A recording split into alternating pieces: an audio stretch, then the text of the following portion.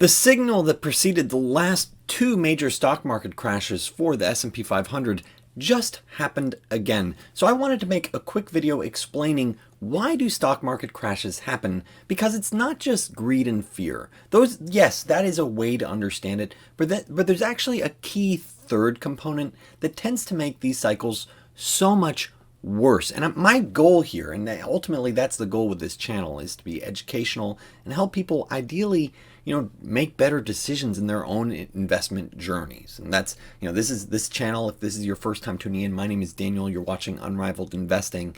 And, my goal typically is to find potential multi-baggers or types of companies that I think could potentially go up hundreds or thousands of percent over time.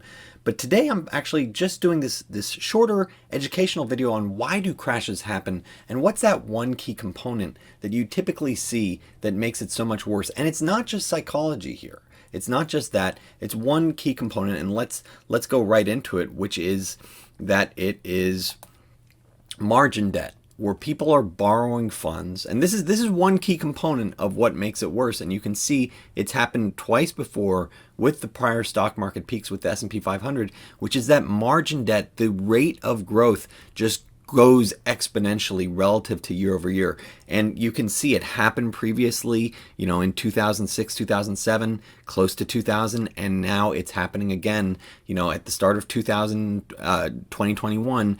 Once again, the growth rate of margin debt year over year, well over 50%. You can see that's usually what drives the peaks in terms of the market. Now, why is it that margin debt is ultimately what drives the peak? So what's fueling margin debt, it's not like investors are saying, hey, I think this is a cheap bargain. That's not what's going on with margin debt. What's going on with margin debt is you have different types of investors, speculators, gamblers, where they're saying, you know what, I'm going to try to ride this so that it keeps going higher. And you're seeing that with a lot of like these crypto assets. Hey, I just think this is going higher. And so people are borrowing funds, and I'm sure the same thing's going on with some of these, alternative crypto assets, where people are borrowing funds and putting it in with the expectation that it goes higher. Let's just drive this higher. But the challenge here is that you're borrowing money to make that happen, and then one day everyone's sort of looking at each other and you're saying, well, wait a second, what if someone wants to sell? And then when you reach that sort of little bit of panic, a little bit of concern, well, wait a second, who's going to be willing to buy this at a rational thought? When you've lost, you've tapped out all that debt that, yes, it could keep going if margin, if that margin pile and people are willing to borrow more and more. But if you sort of reach a point where people actually go, well, wait a second, who am I going to sell this to?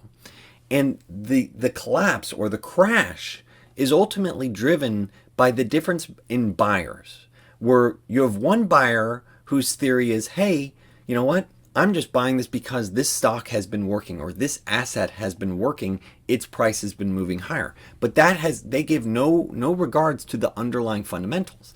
That leaves this other type of investor. So you have the price follower or momentum chaser, and they're using debt. They're saying, hey, this trade's working, put on more and more debt until it stops working. And then, well, wait a second, there's this big gap, an increasing gap between who's the fundamental investor.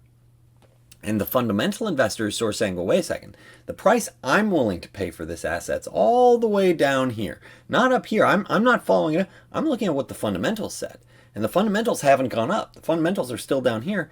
While you've been chasing price using more and more margin debt, now there's this big gap. So someday, at some point, you have enough buyers and sellers that start getting a little bit panicky, saying, hey, we actually want to see what the market is right now without having to have additional debt drive it.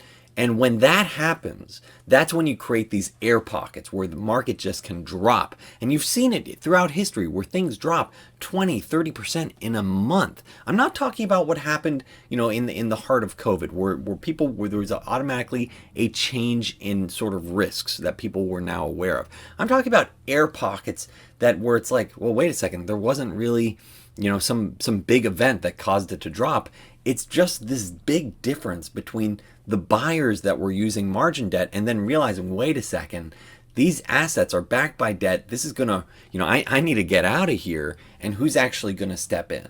And if that game of price momentum breaks all of a sudden, then you don't have those margin buyers step in because the fundamental buyers are so far down, it creates this big air gap, and that's ultimately why assets have these big crashes where it's not just oh, you're down 5% and you're done. It's you're down 20-30% in a month or two for stocks. And that's why it could happen potentially, because you're seeing that right now with the margin debt profile with major US indices. I hope this video is, educational and helpful for you. Hopefully this prevents, some sour journeys for some people. If you want to follow my personal, investment journey, go to unrivaledinvesting.com, click on journey.